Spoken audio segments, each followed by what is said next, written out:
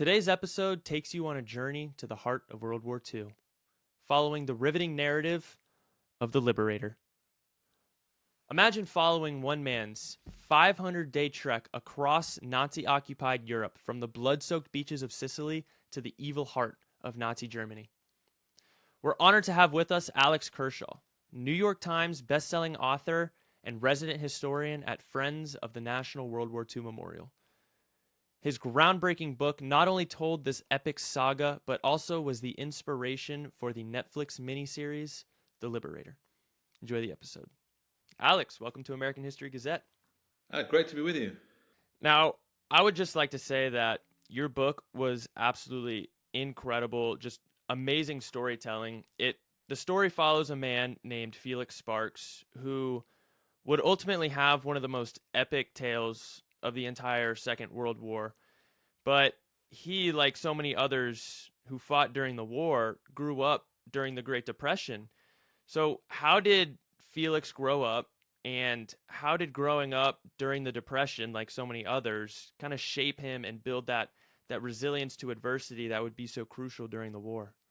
Well, he was born in Texas and moved to Arizona when he was really young. He lived in Miami, Arizona, which was a mining town.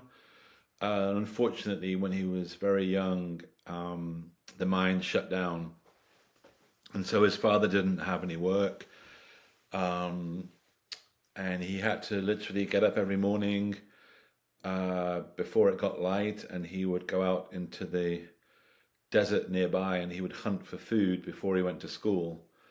So he was very resilient. He had to be, like a lot of teenagers, young people in America during the Depression. He had to do whatever he could to put food on the table. Fortunately, that made him tough, resilient, and a really good shot. So it's not ironic, but a lot of the best soldiers in World War II had come from similar backgrounds and knew how to handle the rifle, which proved to be pretty useful in combat. Yeah, no doubt that that would be definitely useful in combat. But he lives this very tough upbringing, always looking for his next meal, his next place to stay. And this kind of leads him to join the army. He meets with a recruiter, and the recruiter promises him, the army provides meals and bed. So how did his rough upbringing lead him to the army, and how did he end up joining the army? Well, when he was 18, he graduated from high school in Miami and he was the class valedictorian. So he's the smartest guy in the school. He wanted to go to college, but there was no money. And his dad took him down to a rail yard one day and basically pointed to a boxcar and said, on your way, son. I can't afford to feed you, can't afford to keep you. And so he became a hobo for almost 2 years, crisscrossing America, looking for a job wherever he could find it. And he ended up in San Francisco in 1936, and was sleeping rough on Market Street and passed a guy in a green uniform.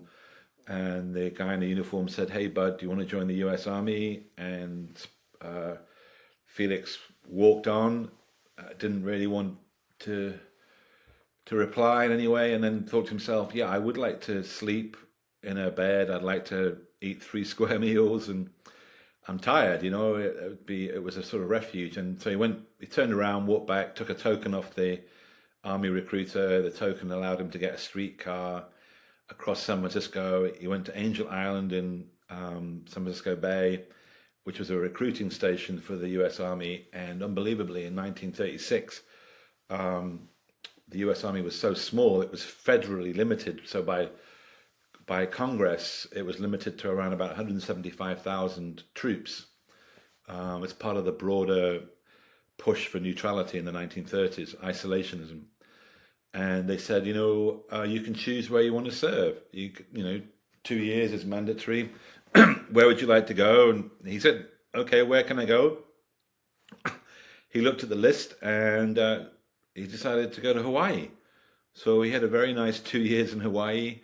He ran a little bit of a side hustle, as you call it today, a photography workshop where he would take photographs of other guys on the army base where he was, and turn them into postcards so they could send them back to their families in the US. And he made enough money from that to save up to put himself into college. And he came back to the US in 38 after 2 years. He said that he'd left on a boat and gone under the Golden Gate Bridge, and it was only like half finished. And then when he came back 2 years later, it was completely finished, 38, and went to the University of Arizona, where he met his wife, Mary, who he remained married to for, I think, wow, probably almost 70 years, you know? Wow, that's definitely a very successful marriage. So he leaves the army in 38 to go to college, which was his plan to begin with, his dream. And as we know, Hitler invades Poland and war breaks out in 39. So the US at first doesn't want to get involved, but eventually he gets recalled back to the army. When along that point does he get recalled back to duty to serve in the army for the outbreak of World War II? Well, there was a mobilization in 1940. So, you know, if you were in the National Guard or in the reserve, you got called up for training. I mean, it wasn't full time, but you were mobilized. And then obviously after Pearl Harbor, December 7th, 1941, America was at war with Imperial Japan. And then I believe on the 10th of December 1941, Hitler declared war on the United States, which was a terrible strategic mistake. But anyway, that meant that the US was in a global conflict with two enemies thousands of miles away. And at that point, you were in for the duration, you know? And Sparks joined the 157th Infantry Regiment of the 45th Infantry Division. And he went to Fort Sill in Oklahoma as an officer. He was a lieutenant. And what's interesting is that the 45th Infantry Division drew most of its recruits, or rather, most of the guys in the 45th were drawn from the Oklahoma National Guard.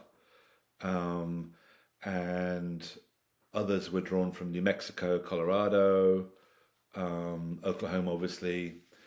And because of that, you know, the 45th had a very large number of Native Americans. So, of all the divisions that fought in World War II, it had the highest number of Native Americans. So, out of like probably 14,000 individuals in the 45th, when it shipped out to Europe in early 1943, over 1,500 were Native Americans from more than 20 tribes. And actually, I believe that four of them would go on to receive the Medal of Honor. Anyway, it was the most diverse infantry division in World War II, US infantry division. A lot of Hispanic Americans, a lot of Native Americans, cowboys, you know, ranch hands. So it was very diverse. And in his company, he became a company commander eventually, E Company 157th. Way more than half were Hispanic Americans, you know.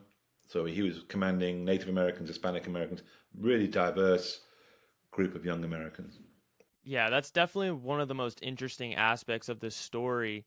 And what makes the 45th Infantry Division so unique was that diversity. And that's something that the Netflix series focuses on, especially in that first episode.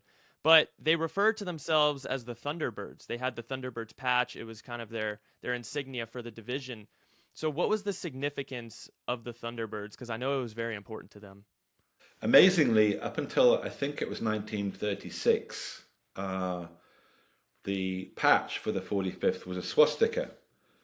So, which is the Nazi patch, obviously. So, can you imagine, you know, if America goes to war and these guys start marching down a local High Street, Main Street, and they've all got swastikas on their shoulder. So someone thought, like in the mid 30s, as Hitler's regime became more and more aggressive, they thought, if we do actually end up going to war with these guys, we better not have the same insignia.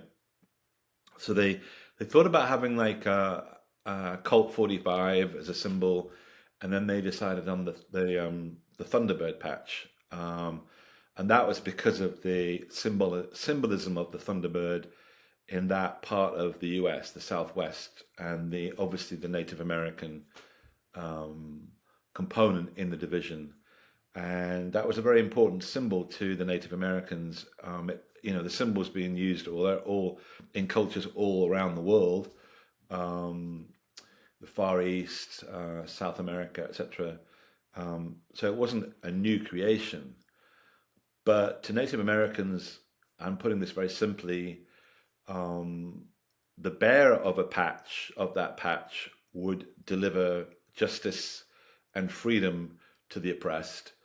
And if you were evil and an oppressor, the bearer of that patch would deliver um, justice to you. So it was a very symbolic thing for certainly Native Americans or any American to have on their shoulder as they liberated Europe from Nazi evil. Particularly if you're a Native American, it was a very potent symbol indeed to have on your shoulder. Yeah, very fitting symbolism for the occasion. They no doubt did deliver justice to Nazi occupied Europe. Um, it seems that the Thunderbirds are one of the most decorated divisions in all of World War II. They always seem to be right in the heat of the battle, right at the center of the action. But war is out, the US is involved, and they decide that to get a foothold in Nazi occupied Europe, they're first going to try to invade at Sicily, the island off the coast of Italy. So they sail over the Atlantic. The North Africa campaign has already been going on. The British pushed the Nazis out of North Africa and they're ready to invade at Sicily. So how does the invasion of Sicily and the subsequent Battle of Sicily play out? Well, they landed the Third U.S. Infantry Division alongside the 45th Infantry Division landed in on the southern coast of Sicily on the 10th of July 1943. I think the campaign lasted about 38 days, and it was a successful operation. Obviously, we kicked the Germans out of Sicily, but the Germans were very well organized. They were led by Alfred Kesselring, and they basically allowed us to advance, and then they held us up for um, in key battles, so that they could pull off. I think it was 9/10 of the German forces were pulled out of Sicily to mainland Italy, and if you go to the city of Messina, which is opposite mainland Italy, across the Messina Straits, which are less than 3 miles wide, um, the Germans pulled out so many forces from Messina that in a way it was a kind of bitter victory. So we did take Sicily. We did have a victory there. Um, because we controlled Sicily, we therefore regained control of the Mediterranean. But we had to then fight all the Germans another day in mainland Italy. So successful, yes, but could have been far more effective if we'd been able to trap the Germans in Sicily and destroy them. And by that, I mean tens of thousands of German soldiers got to fight again against us in mainland Italy. Yeah, it was kind of the Germans were waiting for that brutal fighting in mainland Italy, which most definitely came after they take Sicily. Sparks and the Thunderbirds embark on their second amphibious invasion at Salerno. And for most of the campaign, up until this point, Sparks was confined to a typewriter, but he finally got the chance to lead his men and he was appointed to commander of E Company. So, can you explain why he was appointed to that position and how he instilled order into E Company? Because I know it was a very chaotic and unorganized unit up until that point. After the Sicilian campaign, he went to a commanding officer and said, "I don't want to be a pen pusher. I didn't join the army to sit in an office all day." And he said, um, I want to have some kind of battlefield command." And the previous commander of E Company needed to be replaced. I think he was wounded. I'm not sure. But anyway, Sparks' commanding officer said, "Okay, go ahead. You've got command of E Company. There you go." And that's it for the Salerno invasion in September 1943. Sparks actually led his men in combat for the first time, and then they pushed north along central Italy, along the sort of mountainous, jagged spine of Italy, through the fall of 1943. Took a lot of casualties, and in fact, in late October 1943, Sparks was badly wounded, actually by friendly fire. It was a piece of shrapnel from an American fighter plane bullet. It went into his spleen. So he was taken off the battlefield, taken to North Africa, put in a hospital, and he went AWOL. He's like, "I'm not going to sit around here. I want to be back with my men." He felt very responsible for E Company. There was a great bond that had formed between him and his men, and so he managed to get a flight on a B-17 back to Italy.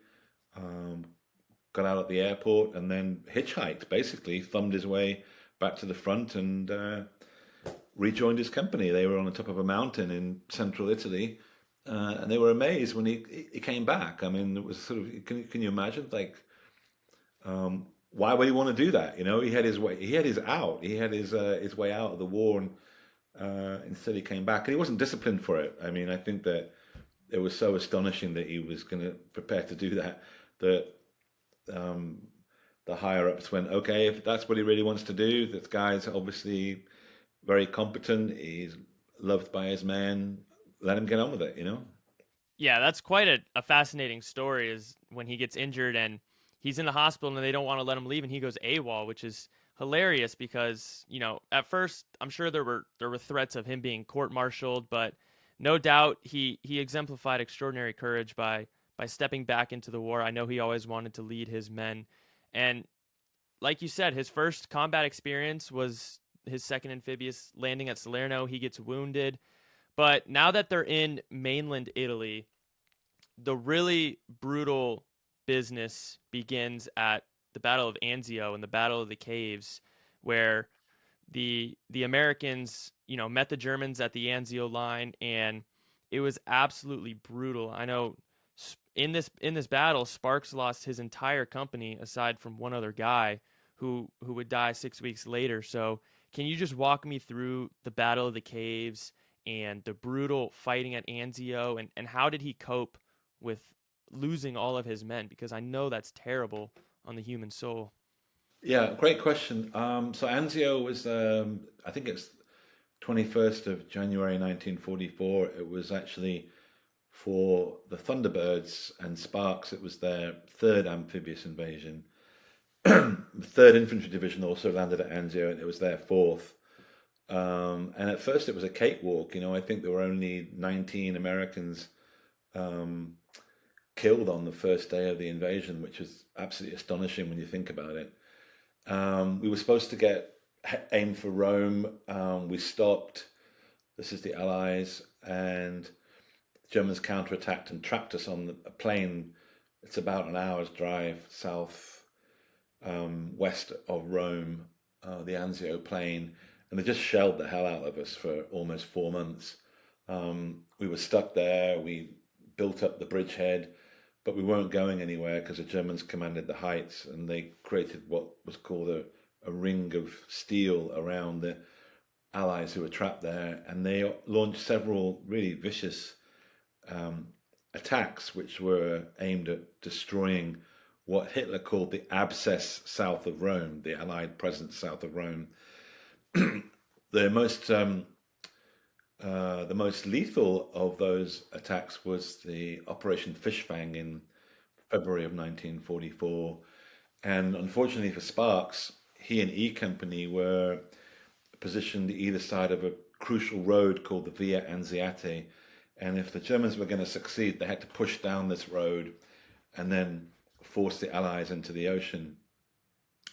And so when Fishfang began on the 16th of February, Sparks was the point of the spear, and his company, E Company, encountered the full brunt of the German attack and was just decimated, almost wiped out in 2 or 3 days of really intense fighting.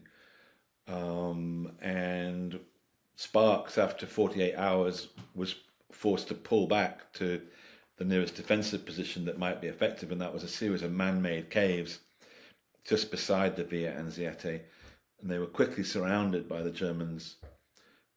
Sparks actually had to call in his own artillery support. It's called pulling the chain.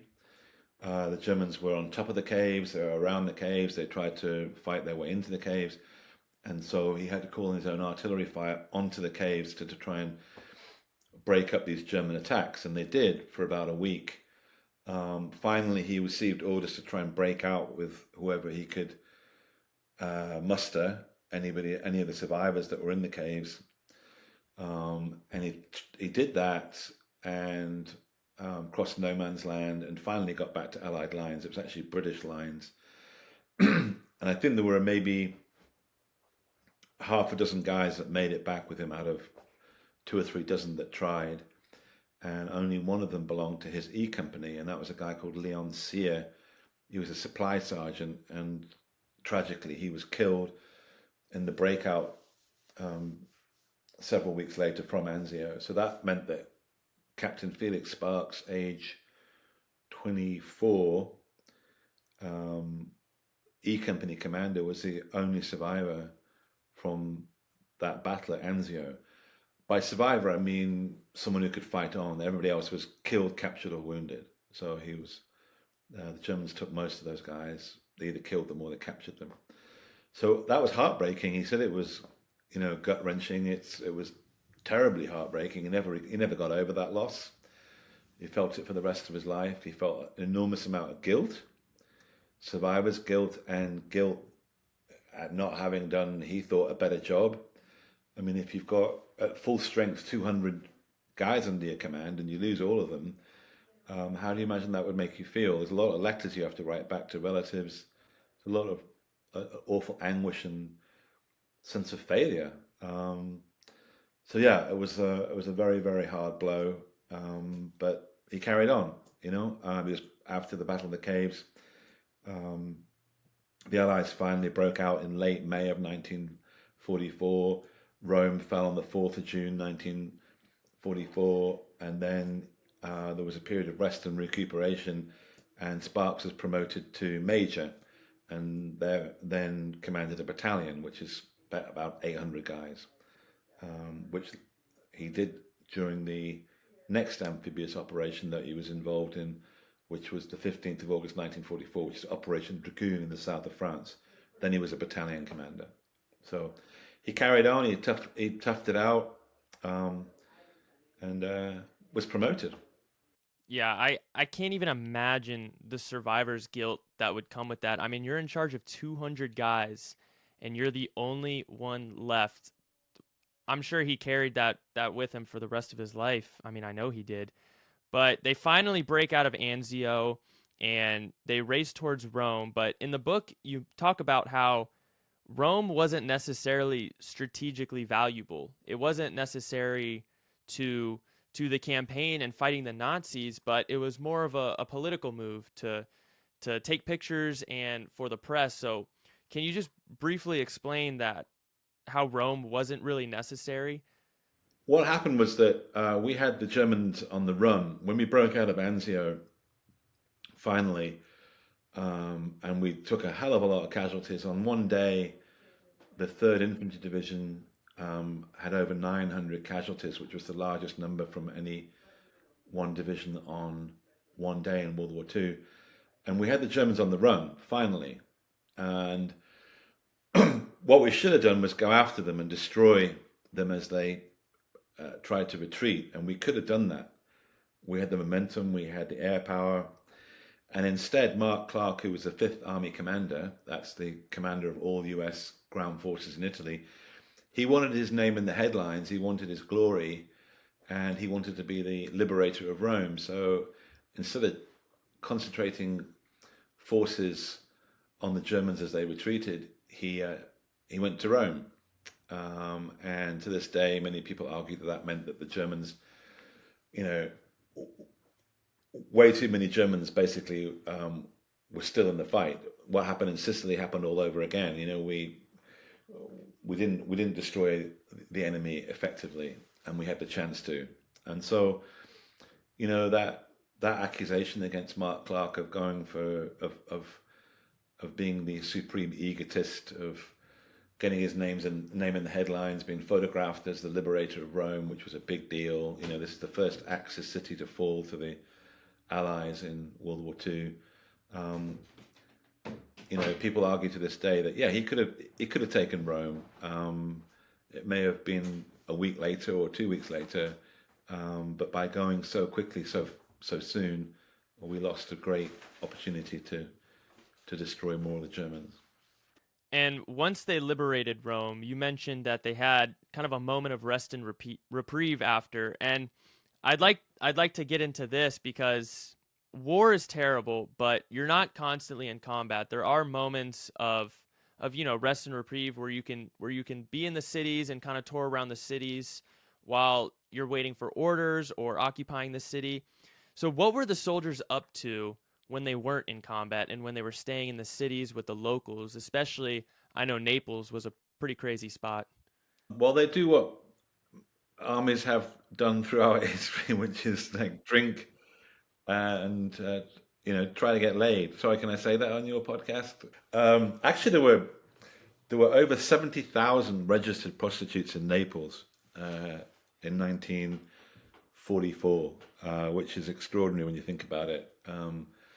And there were more GIs in hospital with venereal disease than there were actually with combat wounds. So that was another surprising fact. I think that you know they they tried to have a good time. I mean, they knew they were going back into combat, and they might not make it out. So life was very, very short for them. They couldn't expect it to last very long, so they just did whatever they did to let off some steam and have a good time. So yeah, Naples was definitely a den of sin in World War II. A den of sin is a great way to put it, I think. But especially in Italy, I mean, lots of wine, lots of good food. It seems that Naples, you said 70,000 registered prostitutes. Is ridiculous. Just a big, giant red light district. And I know all the soldiers contracting, STDs was a huge problem because there was more soldiers in the hospitals with STDs than there were from battlefield wounds, which is a crazy statistic. But they finally, time's up. They get their orders for Operation Dragoon, which you mentioned earlier, and they invade on Felix Sparks' fourth D-Day at this point at southern France. And in the book, you said Hitler called this the worst day of his life. So why what was Operation Dragoon? What did it consist of, and why did Hitler call it the worst day of his life? It meant, the 15th of August, the Allies were arriving in the south of France. They'd already arrived in Normandy. Um, they were linking up. They broke out of Normandy actually on the 15th of August, and were headed towards Paris. So you got breakout from Normandy, 15th of August. Allies land in the south of France, 15th of August. And then on the Eastern Front, the Soviets launched Operation Bagration, which is way, way bigger than D-Day, 6th of June 1944. It's the biggest military operation of World War II in the European theatre. And basically from the 15th of August until the bitter end, April 1945, the Soviets weren't stopped. The Red Army just carried on. They were slowed down sometimes, but that massive, massive attack on the 15th of August, that spelled really the end of the Nazis on the Eastern Front. So very bad day indeed. Lots of bad news. 3 operations, all successful, and when Hitler was sitting there looking at being told of these developments, he's basically been assaulted on three fronts successfully. Definitely not a good day for Nazi Germany. I would consider it the beginning of the end for, the Third Reich and their reign on Europe. And Hitler, very rightfully calls this the worst day of his life because aside from the day, he killed himself in his bunker, it probably was. Well, it's a shame, I mean, he's such a psychopath that it's a shame that he didn't take his life on the 15th of August, 1944. It would saved an awful lot of lives. Yeah, he 100% would have because he constantly is getting told the reality, and his mind is so twisted and warped that he thinks it's his general's fault or it's Germany's fault and they're not fighting it. I'd like to get into later once the Allies close in on the situation in Hitler's bunker. But when they first invade through France, they're kind of just steamrolling through, flowers and roses and wine. But they hit the Vosges Forest, and the fighting there is just absolutely brutal because in the book you were talking about how the force was so thick that you didn't know if Germans were 5 yards in front of you or if they were 100 yards in front of you, and Germans would be popping out behind trees, and it was just really close quarters, brutal combat. So can you just walk me through the fighting at the Vosges Forest? Yeah, if you look at a map of France, you'll see the south of France, Provence, and then you'll see the Rhone River. Um, you go through Lyon, and then you end up near Dijon, which is central France. And then if you go towards Germany, you go through on a road. You go through a place called the Belfort Gap, which is a a gap between the Vosges Mountains to the north and Switzerland, basically. If you can imagine that part of France. So we tried to get through the Belfort Gap to the Rhine in the early fall of 1944. We had the Germans, we were pushing hard and we were moving at great speed in late August and early September of 1944. But our supply lines were overextended. It's the same story further to the north after we broke out of Normandy. Our supply lines were in almost 1,000 miles long for the forces that had come from Operation Dragoon.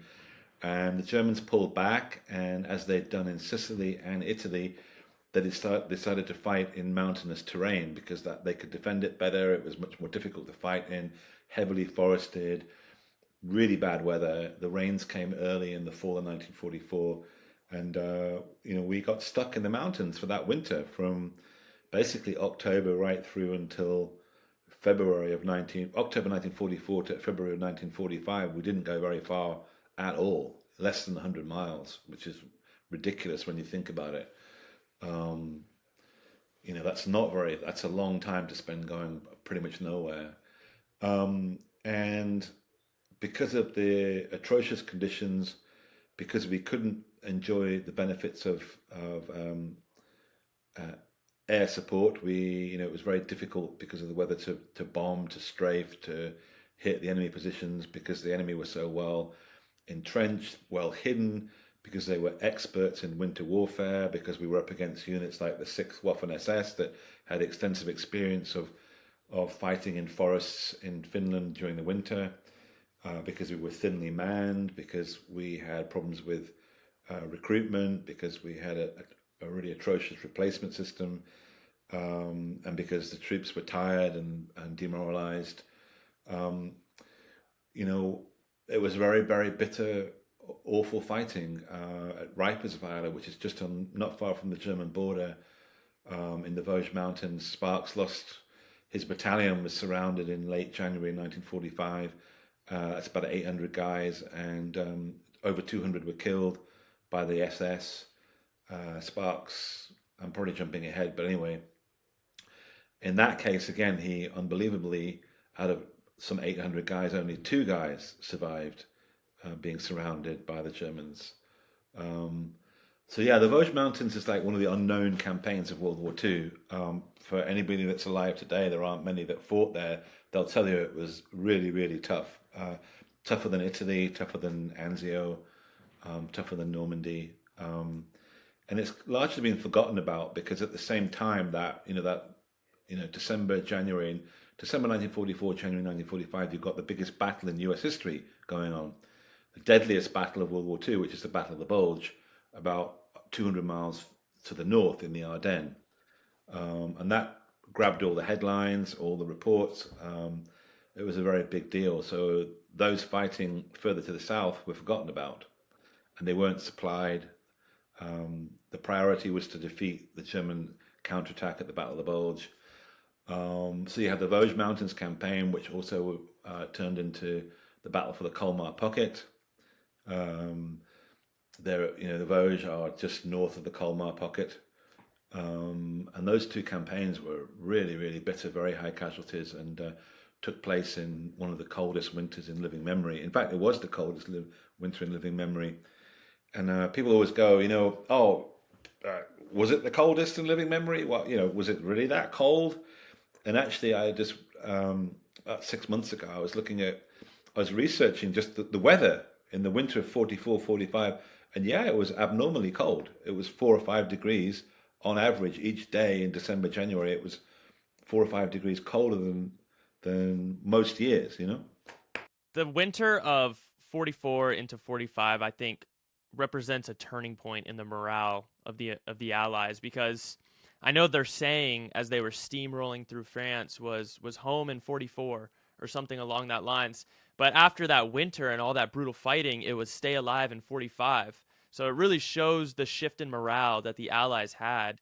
And you're right, the Bulge really gets the spotlight in terms of the fighting that winter, but the fighting at Reipertsiller, I hope I'm pronouncing that correctly, but I never heard about it until I read your book, and it's just absolutely tragic what Sparks and his men had to go through. I mean, at Anzio, he loses his entire company of 200 men, and then here at Reipertswiller, he loses 800 men. The strain and guilt that puts on a man's soul is just absolutely unimaginable. But can we flesh out the battle a little bit more, because Sparks described this as his most tortured memory, and his battalion, his company, they were up in the mountains, just completely surrounded by the SS. So what was the situation there for his men? Because Sparks wasn't up there. He was actually, he was in charge, so he wasn't necessarily fighting with them. He was down at the company headquarters. Yeah, I mean, once you get to battalion command, you're not right at the front line all the time. You have to have a command post. You've got a lot of supply, logistical issues. You do visit the front, and Sparks did often. Actually, a couple of veterans that I interviewed that served under him said that he was the only officer of his rank that they ever saw at the front. But anyway, in January 1945, we were under a lot of pressure to make up ground, lost ground, and to keep the pressure on the Germans. We had closed the bulge in the Battle of the Bulge on the 16th of January 1945, and the orders coming from right at the top were keep pressing, keep pressing. We've got to really up our game here, and so one division commander, a guy called Frederick, 45th Infantry Division commander, Sparks's boss, if you like. He's political. He wants to make a name for himself. He didn't need to, ironically. Received 7 Purple Hearts. He'd led the First Special Forces Brigade, Services Brigade in Alaska and Italy with great, great skill. I mean, he was a joint youngest division commander of World War II. It's Jim Gavin from the 82nd Airborne, and then Frederick. So this guy was a badass. I mean, he was a really, really very competent officer, but he wasn't a great division commander, infantry division commander. And he pushed Sparks's battalion and others to take as much ground as possible. Sparks didn't agree with one command, thought that his men would be too far ahead of the artillery, would become exposed and would be vulnerable to being counterattacked and possibly surrounded. And having made it clear that he didn't agree with his men being pushed so far forward of adequate support, what he feared would happen happened. His battalion was cut off and surrounded by the SS, and over about a week was pretty much destroyed.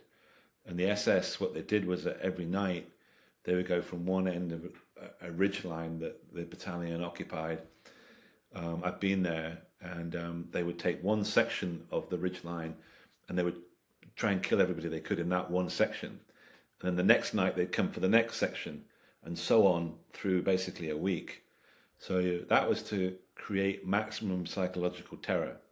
You know, if you're at the other end of the ridge line, you know what's coming, and you're just sitting there every night, stranded, cut off, no supplies, no new ammunition, radios are failing, you're stranded night after night in really, really bitter conditions, knowing that, you know, your end is nigh.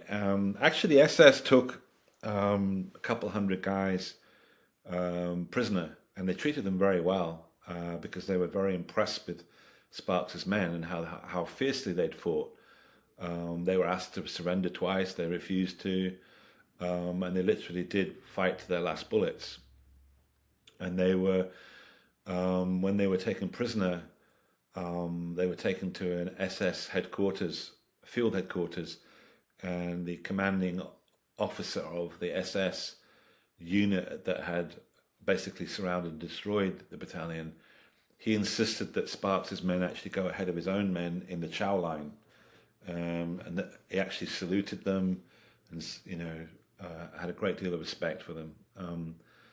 But that doesn't take away from the fact that Sparks had lost a hell of a lot of guys. Yet again, he actually tried to save some of his men. So he was in a command post about a couple of miles away when his battalion was cut off, and he commandeered a tank. He went up a supply trail and managed to actually drag 3 or 4 wounded guys onto the tank, and was was firing the 50 cal. Was spotted by an SS machine gunner, and as he tried to save some of his men, and the SS machine gunner guy called Johann Voss was so impressed by this American officer's courage in trying to save his men that he didn't open fire, therefore saving his life. And for that action, Sparks is recommended for the Distinguished Service Cross. And some people 10, 15 years ago tried to get Sparks recommended for the Medal of Honor. And if you look at the action in detail, it does qualify for that kind of award. It was, way above and beyond the call of duty. It was intrepid. He saved lives. Others received the Medal of Honor for lesser actions in World War II. Anyway, Frederick, the general who had given the command for Sparks' unit to be overextended, if you like, that Sparks had disagreed with initially, when Sparks, after the battle at Reipertsiller, met with Frederick, they had a massive Barney, they had a massive stand-up row. You can imagine, here's a general having a, red in the face, having a shouting match with a major. And Sparks told him what he thought of him. And he basically said, if you gave me a command like that again, I wouldn't carry it out. So that's insubordination there. But Sparks didn't care, because he was, how would you feel if you said, hey, hang on a sec, don't do that, and then you lose 800 guys? And when you meet the guy that told you to do it afterwards, and you say, by the way, I did tell you not to do it. I did say no. And look what happened. You SOB, useless POS.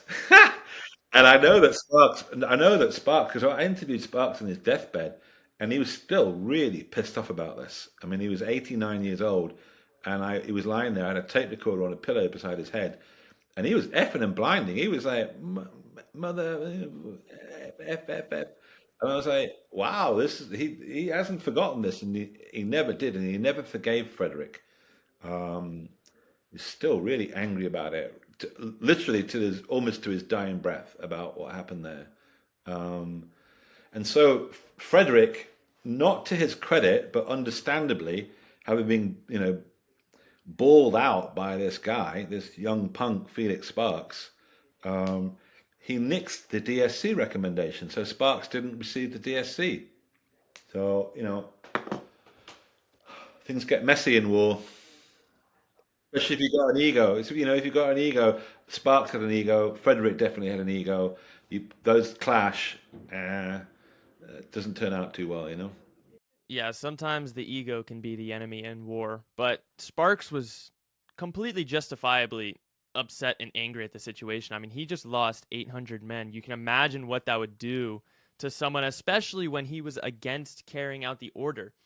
But one of the most extraordinary parts of his Odyssey was when he went up into the mountains to save his guys, and the SS, known for their brutality, known for their cruelty and their fierce fighting, actually restrained from opening fire on him because they were so impressed at the noble action that he was doing, which is one of the biggest takeaways I had from your book that really shows you the character of Sparks. But the battle, ultimately concludes, and the race for Berlin is on. They cross the Rhine, and they're now in Nazi Germany, in the fatherland, and the fighting really gets intense because you can imagine, as a German, they're now in your country, they're on your soil. I mean, as an American, if foreign invaders with evil intent are on my soil, I'm gonna fight.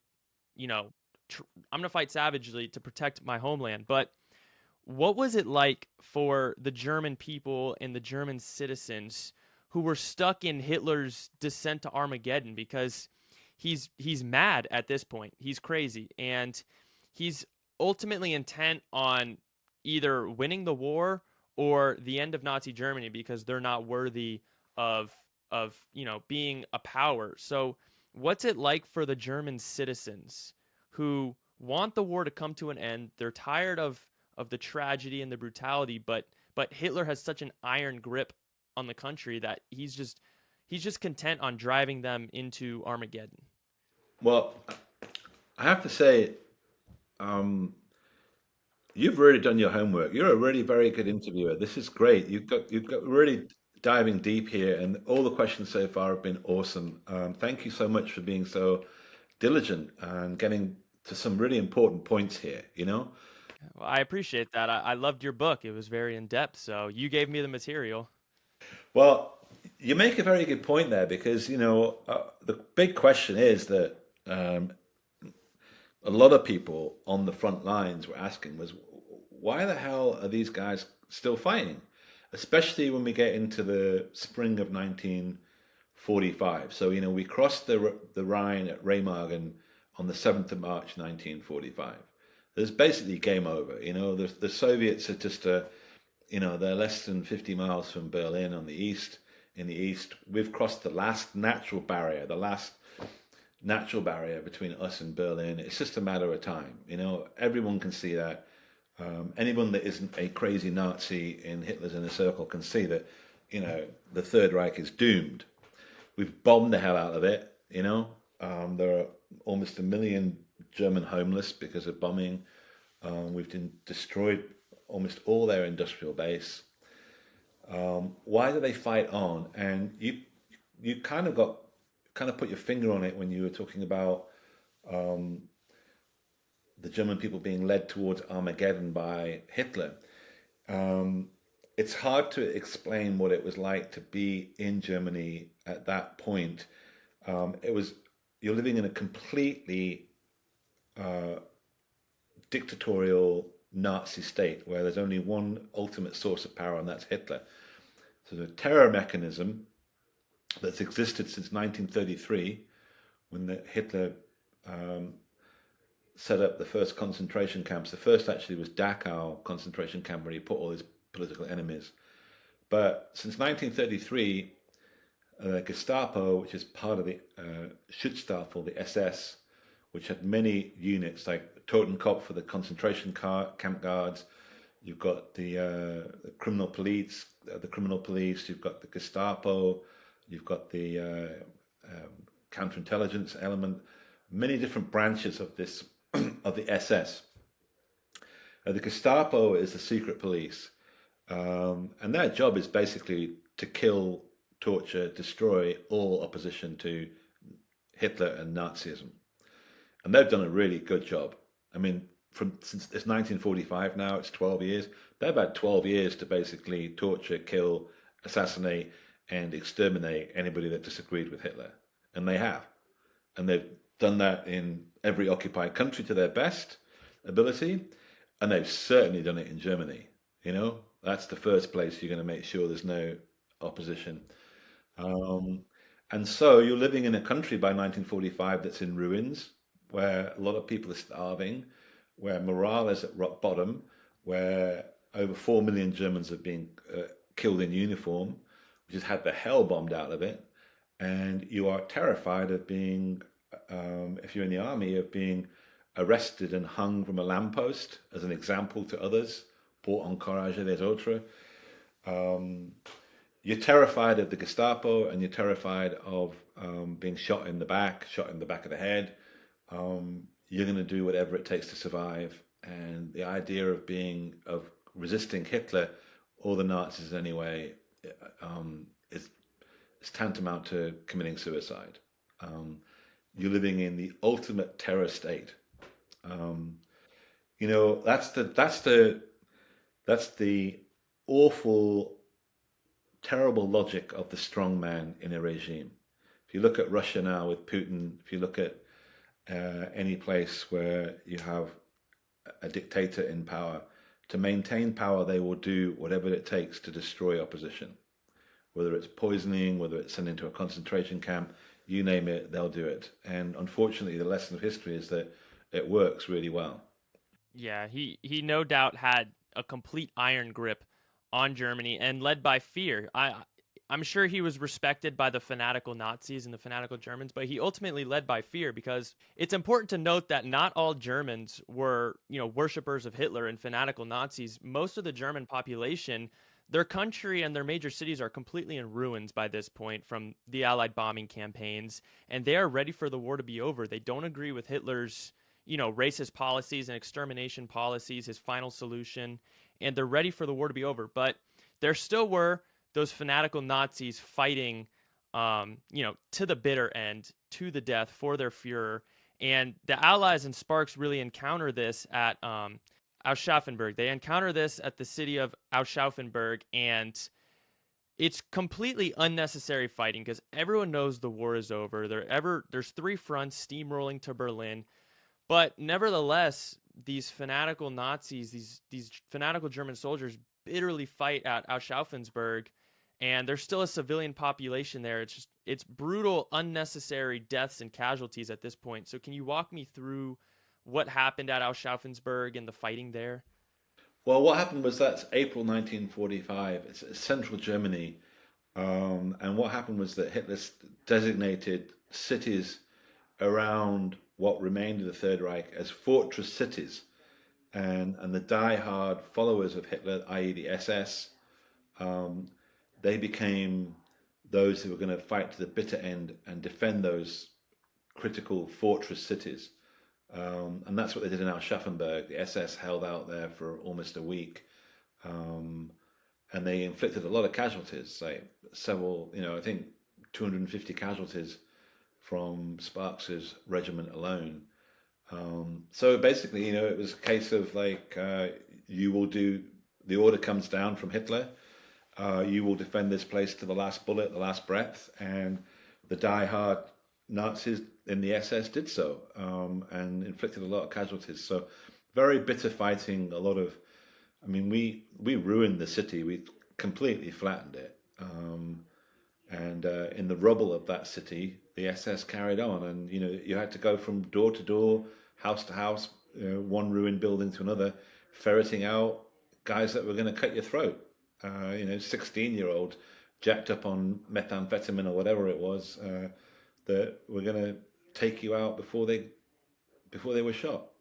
Yeah, that's another just very horrible aspect of the fighting towards the end of the war is Hitler was recruiting young schoolboys, He was recruiting old people and elderly citizens to fight for the fatherland. I forget what his army was called. It was called a certain name.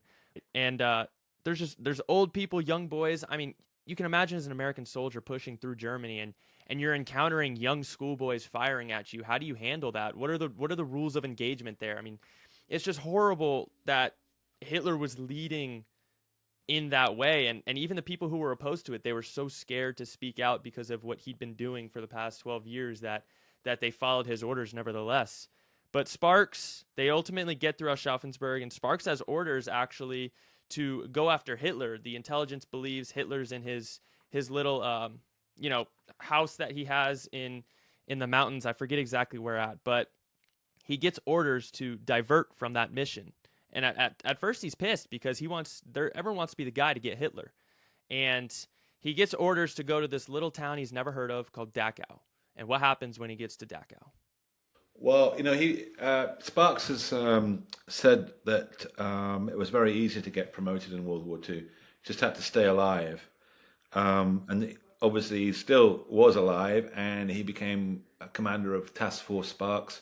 As you said, the mission was to go down to Bavaria, to Berchtesgaden, actually, the Wolf's Lair. Sorry, the house, the home that Hitler had in just above Berchtesgaden, the Eagle's Nest. And Sparks was up for that. He was like really excited about this. It was an honor to be able to have the chance to do that. And he said that in fact, if he found Hitler, he'd take a dagger and he'd slit his throat really slowly, which goes to show you how much he hated him. Anyway, on the morning of the 29th of April 1945, as he's moving towards Munich, he gets orders, I think it's around 8 o'clock in the morning, to divert his task force to a place called Dachau, which, you know, as you say, he was really annoyed. This is like, he's got a much more important job to do, he thinks, than go to some podunk little town called Dachau. But in fact, that's where Dachau concentration camp was. And I said earlier on, it was the first concentration camp in Nazi Germany. Less than 6 weeks after Hitler took power in 1933. Let's not forget that Hitler was elected. And after 12 years, there are over 50,000 people had died of either being executed, malnutrition, disease.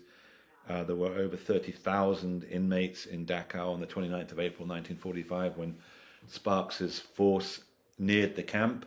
They came from over 50 nationalities. Largest population there was some 2,500 Catholic priests. So I'll say that again: Catholic priests, men of God. And Sparks and his unit came to the outskirts of Dachau. They thought maybe they were coming near a POW camp, but they didn't have any idea what a concentration camp was.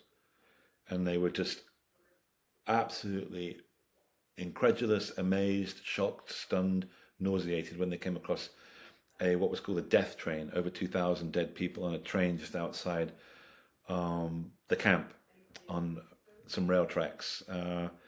Quite a few of Sparks's guys in I Company, which is part of his task force, they lost it completely. They were in grief, they were screaming, they were shouting, they were enraged, they were vomiting, they were on their knees, overwhelmed by what they saw.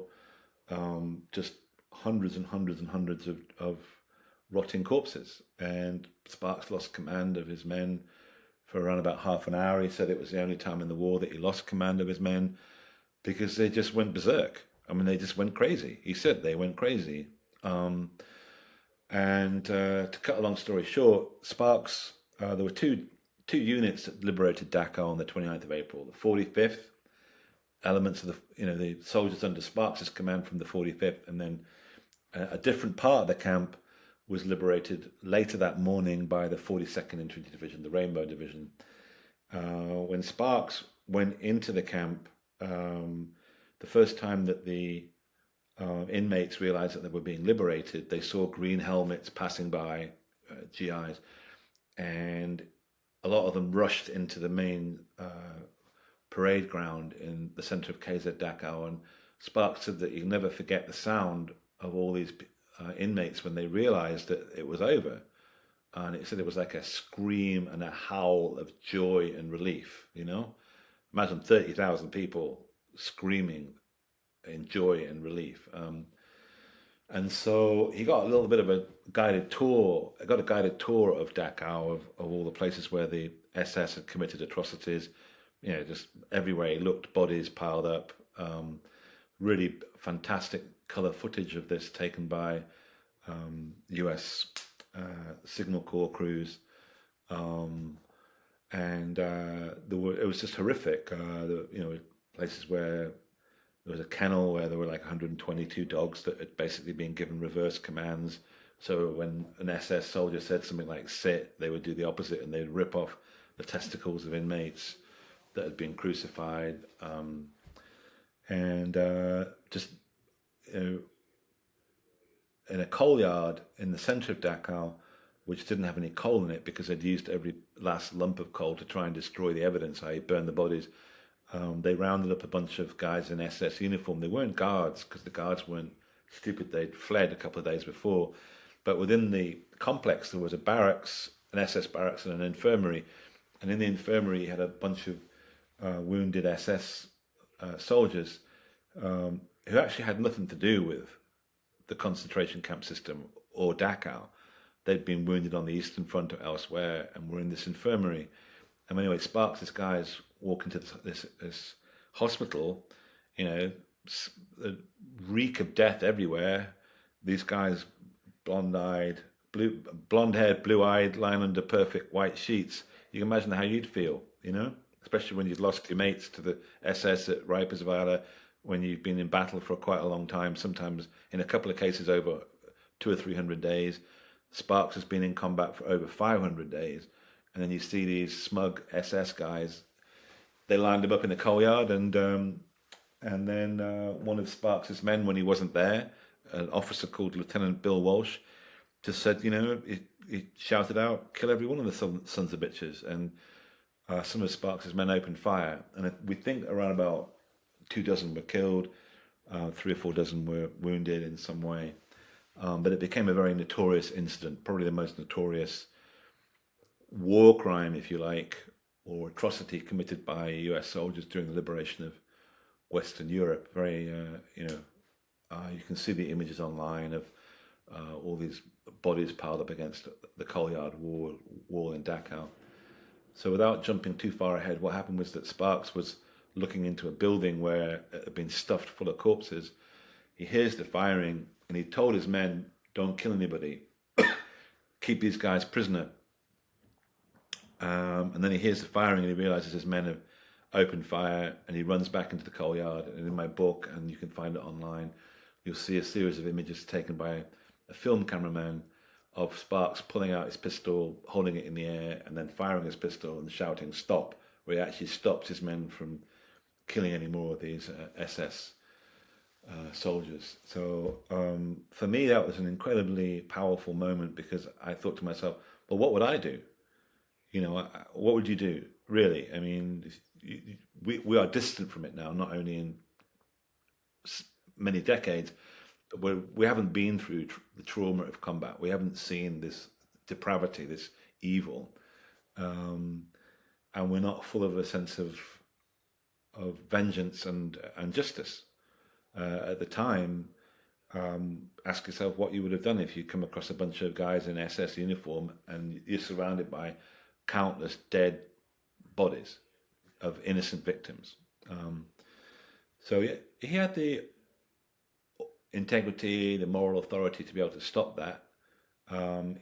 He was a good officer, so obviously he should have stopped it. That's what you do if you're a good officer. But others might not have, But anyway, I think it's a wonderful moment, because even after all that time, after all that loss and heartbreak and tragedy, he still could do the right thing. And it shows you, man, a great leader, a great officer.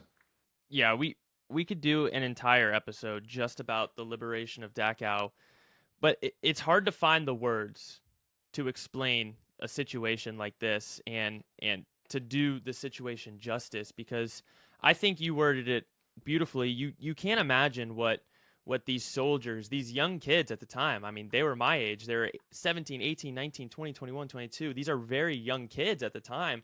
and they had just been through a year and a half of brutal combat, liberating Western Europe, all the way from the beaches of Sicily now to the gates of Dachau. And you especially today's generations have never been through anything like this. So you actually cannot possibly imagine what it must have been like to go through that combat and then see this at the climax of your Odyssey, to see this to top it off. I mean, these atrocities committed by Nazi Germany. I it's easy to say, these are war crimes, which of course they were, but you can't look in hindsight and judge the actions of them wanting to kill the SS soldiers who were there. I mean, it's I I'm having the trouble just trying to describe the situation or explain my thoughts on it, because it really is an indescribable situation. But I recently watched Downfall, which is probably one of the greatest World War II movies ever made. It's about Hitler's final days in the bunker, and it really paints the picture very well of what it was like in the bunker and kind of Hitler's state of mind at that point in his life. And the end of the movie, he kills himself. As we know, he commits suicide with his wife Eva Braun in the bunker, and the Soviets take Berlin, and the war's over. So these guys, Sparks and his men, they just liberate this camp, which is horrible. But then the war's over. So what's the reaction and what's the emotions among Sparks and his guys now that the war's over? Well, I think when they first heard that it was, over, it was not so much joy as just profound relief that it was over. The adrenaline started to ebb away. If you think about the words of Audie Murphy, the most decorated U.S. soldier of World War II, when he heard about the end of the war in Europe, he said there was peace without, but no peace within, inside himself. So Sparks said that they didn't celebrate on the 8th of May, which is now VE Day every year. The end of the war came on. Germans formally surrendered at to Eisenhower. The final surrender was at, I think, around 2:30, 2:40 a.m. on the 7th of May 1945. And when that news spread to Allied troops, when Sparks and his unit heard about it, they were in Munich. That was their headquarters. Actually, the 157th Infantry Regiment that he belonged to, their headquarters was the Hofbrauhaus, the famous Hofbrauhaus, where Hitler had launched his failed putsch in 1923. A very symbolic place to have as your headquarters. They couldn't find any of the Steins to drink beer with in the Hofbrauhaus, but anyway, when they heard, he said that we didn't party, we didn't go out and didn't party at all. We were just so relieved. It was just we're just exhausted. So yeah, it's very different for people that hadn't been on the line, hadn't been through Dachau just a few days ago, hadn't been fighting since 10th of July 1943. It's a long, long time. Um, Everybody, if you weren't near the front lines, everyone had a massive party. One of the biggest parties ever held. But for the guys that had really been through it, I think it was just an overwhelming sense of relief. That you finally made it. You got to the finish line. You're going to go home. You lived. Just like oof. Bit like being in a endless boxing match and then finally start getting punched. You're not going to be sitting like whoa. You're just going to be like, oh, thank God, don't hit me again. No more punches. Oh, I'll go and crawl over in the corner and sleep for a while. But yeah, um, one of the really interesting things about the, after liberation was that you think that the young GIs, the Thunderbirds, would hate the sight of any German. That they would like, a bunch of bastards, etc. And in fact, um, they did the opposite. There was a massive problem with fraternization. That all these guys your age, the war's over and you're walking down the street and there's some 19-year-old blonde matron walks by and winks at you.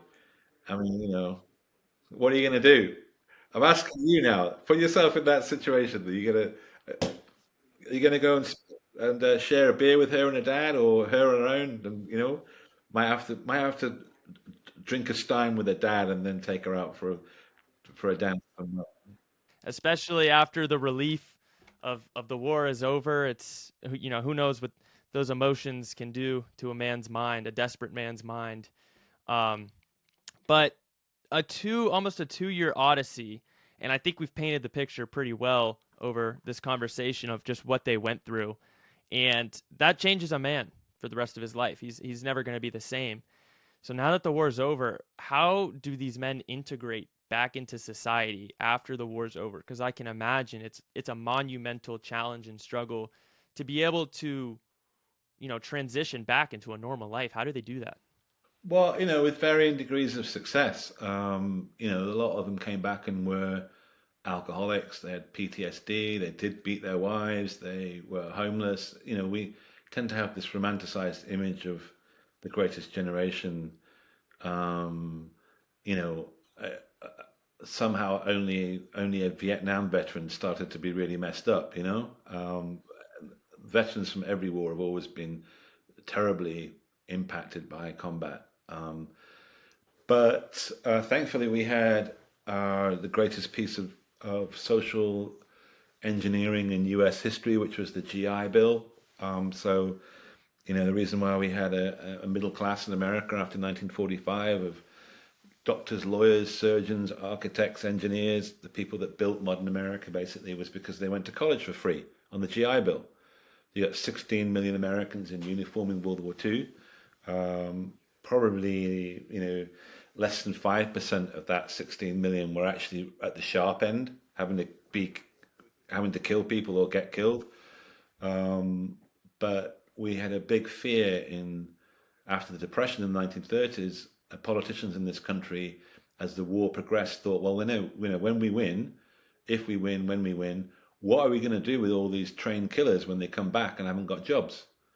Maybe they'll start killing other people. We don't. Maybe, hopefully, they won't kill us. And that was, I'm exaggerating it to a certain extent, but there's a certain definite paranoia going on there. So they said, wouldn't it be a good idea if we send them all, got them qualified and so they can go and get decent jobs and send them all to college, etc. Those who want to go anyway. And that's the GI Bill. Unfortunately, women didn't qualify, which is was a terrible thing. But Sparks was one of those guys that took advantage of the GI Bill, and he went back to college because he'd had to leave college to go into the army after Pearl Harbor, and he went to law school in Colorado because a lot of the guys in his unit in E Company had been drawn from Colorado. In fact, E Company, its origin was a small mountain town in Colorado. It was a National Guard unit from Lamar, Colorado. And so, he listened to his guys wax lyrical about how beautiful Colorado was, and he's like, okay, well, I want to be a lawyer. I can go to law school on the GI Bill. Why not I go to law school in Colorado? And he did. Cut a long story short, he became a very successful, practiced law very successfully. He stayed in. He became eventually the commanding general of the Colorado National Guard. He reformed the National Guard in Colorado after the war. Took several months off out of college, out of law school, to do that, and then had three kids. Was a very had a very long and successful, fairly prosperous life, and very outspoken about anti-Semitism. Very outspoken about was very angry about Holocaust deniers, etc. And died not far from his. I think he was almost 90 when he passed away in 2007, I believe. So, amazing guy. Yeah, I think you make a really good point about the GI Bill and all of these people who got to go to college for free, and that ultimately did build the middle class. It's a very good point because the middle class, those engineers and doctors and lawyers, are the people who built modern America, which is something I haven't really thought of until you just brought that up, but it's a very good point.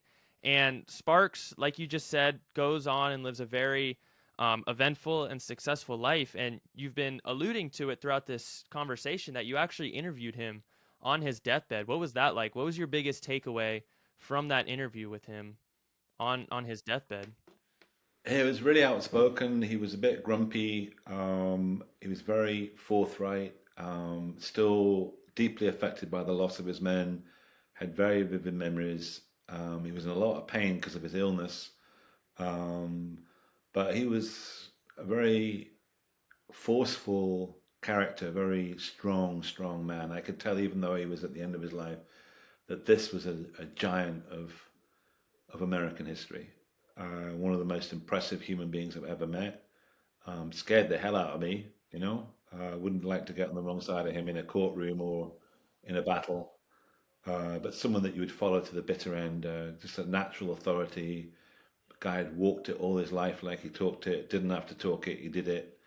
Just a fantastic American warrior. I mean, the most impressive I've ever met in person. And you only have to listen to what we've talked about and think about what he went through to just be in awe. I mean, I was in awe. I remember walking out of the bedroom and thinking to myself, "Whoa, that was intense," you know. And I've interviewed people from the Battle of the Bulge, from First Wave at Omaha Beach. You know, I've interviewed a lot of World War II veterans that saw a lot of very intense combat. I've interviewed Medal of Honor recipients from World War II, and I don't think I've been quite so affected by any interview as the one I had with Sparks, because this guy was the real deal, you know, and he was not only a leader, but he was also inspirational in many other ways, and had a very long and full and honourable life, and had suffered a lot, you know, had suffered an awful lot, had a lot of grief and guilt that he had to overcome. But it was a fantastic example of how amazing people can be when they are really tested. And that guy was tested more than anybody I've ever come across from World War II. That is so profound. I mean, he almost more than anyone else throughout American history has been through more than anyone can fathom, and still has been one of those great American heroes who were instrumental in shaping the country, and always was a man of action, always leading his men from the front, you know, just absolutely noble. And I would like to thank him for his service, and I hope he can hear me. But Alex, that wraps up our conversation on the Liberator, Felix Sparks. I want to thank you so much for coming on, and your book, The Liberator, will be in the description below. It was a delightful interview. Thank you for coming on. Hey man, thanks a lot. Great interview. Best of luck.